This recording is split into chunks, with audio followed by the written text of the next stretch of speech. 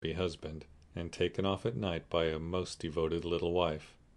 So the year rolled round, and at midsummer there came to Meg a new experience, the deepest and tenderest of a woman's life.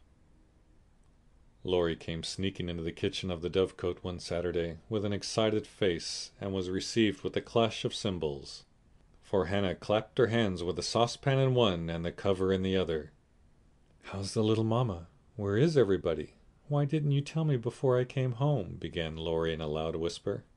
"Happy as a queen, the dear. Every soul of 'em's upstairs a-worshipping. We didn't want no hurricanes round. Now go into the parlor and I'll send 'em down to you." With which somewhat involved reply Hannah vanished, chuckling ecstatically. Presently Joe appeared, proudly bearing a flannel bundle laid forth upon a large pillow. Joe's face was very sober, but her eyes twinkled, and there was an odd sound in her voice of repressed emotion of some sort. "Shut your eyes and hold out your arms," she said invitingly. Laurie backed perceptibly into a corner, and put his hands behind him with an imploring gesture. "No, thank you, I'd rather not. I shall drop it, or smash it, as sure as fate." "Then you shan't see your nevvy," said Joe decidedly, turning as if to go. I will, only you must be responsible for damages." And obeying orders, Laurie heroically shut his eyes, while something was put into his arms. A peal of laughter from Joe, Amy, Mrs. March, Hannah, and John caused him to open them the next minute, to find himself invested with 2 babies instead of 1.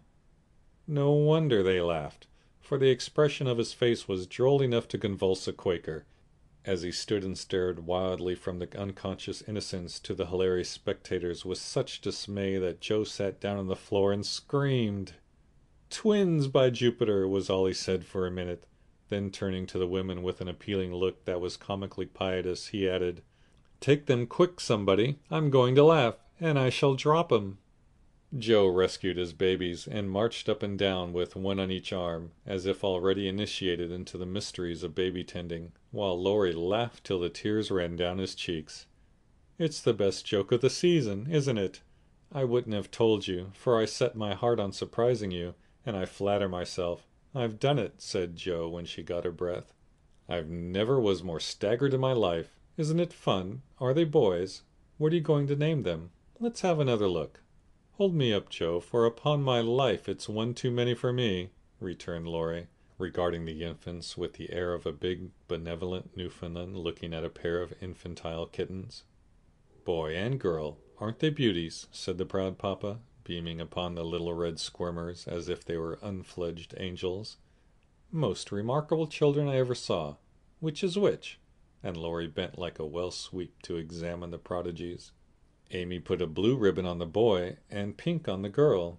French fashion, so you can always tell. Besides, one has blue eyes and one brown. "Kiss them, Uncle Teddy," said wicked Joe. "I'm afraid they mightn't like it," began Laurie with unusual timidity in such matters. "Of course they will. They are used to it now. Do it this minute, sir," commanded Joe, fearing he might propose a proxy.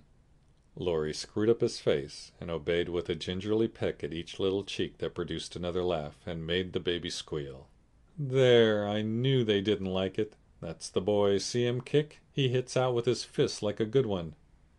"Now then, young Brooke, pitch into a man of your own size, will you?" cried Laurie, delighted with a poke in the face from a tiny fist flapping aimlessly about.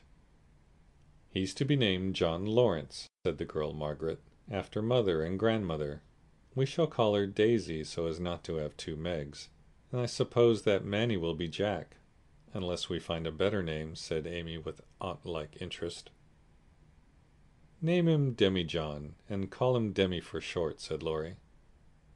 "Daisy and Demi, just the thing. I knew Teddy would do it," cried Joe, clapping her hands. Teddy certainly had done it that time, for the babies were Daisy and Demi to the end of the chapter. End of chapter. Recording by CalmDragon.net.